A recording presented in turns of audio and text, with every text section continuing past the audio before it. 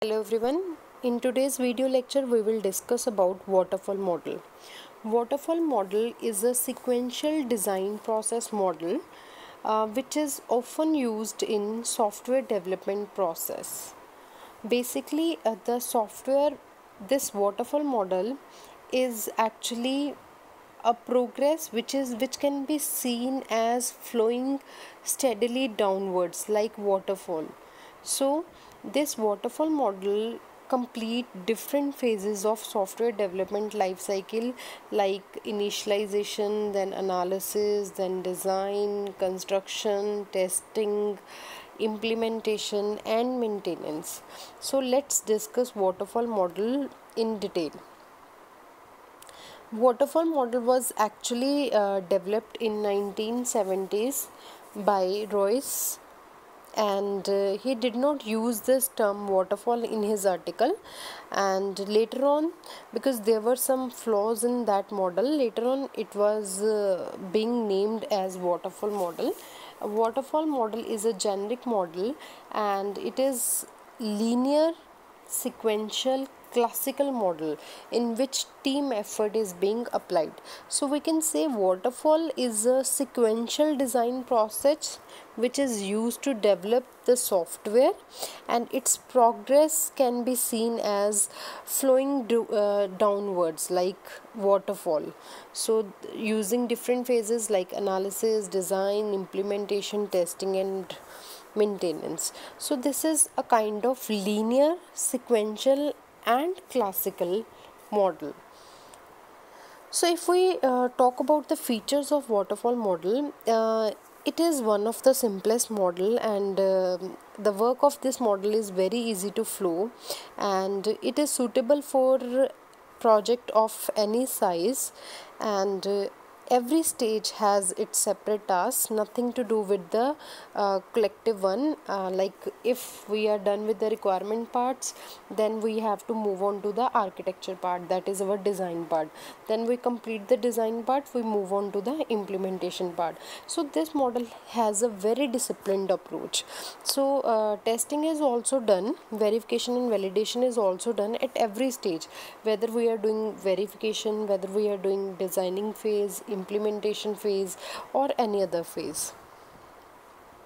If we talk about advantages of waterfall model, uh, this model is actually less costly, and what we only need to do is we need to set the requirements, and later on we can't change the requirements. So it is good now. There is no chances of some inconsistency or some kind of problem, because we are already done with our requirements and we have gathered our requirements properly and we have documented everything, and there is a team who is working on this documentation part, and the implementation phase is very easy because the requirements are clear to us. Every stage is working independently one after another, so there is no problem at all. This is the simplest one generic model, and this is very easy to use.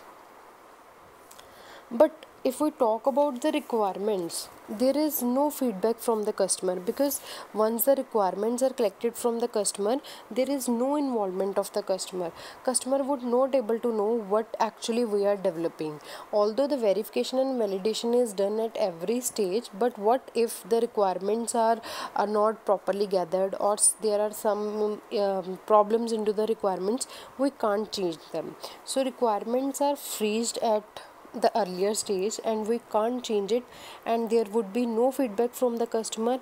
Or it might be possible that at end of the software lifecycle model, it might happen, because the nature of the customer is dynamic, and the customer will say no, this is not the project which I was wanting. I needed some another one. So this follows the Big Bang approach. Big Bang approach means we can see the project, we can see the being customer, we can see the software only at the last stage. So that's a major one, because this software process model is rigid in nature. So we being in practical use, we can't afford to freeze the requirements, because customer involvement, customer feedback is always necessary, right? So if we are using waterfall model in real time scenario, actually this is not for the practical purpose, but suppose if we are going to use this waterfall model in real life, we will analyze the requirements, then we will start designing, then we will code, we will test.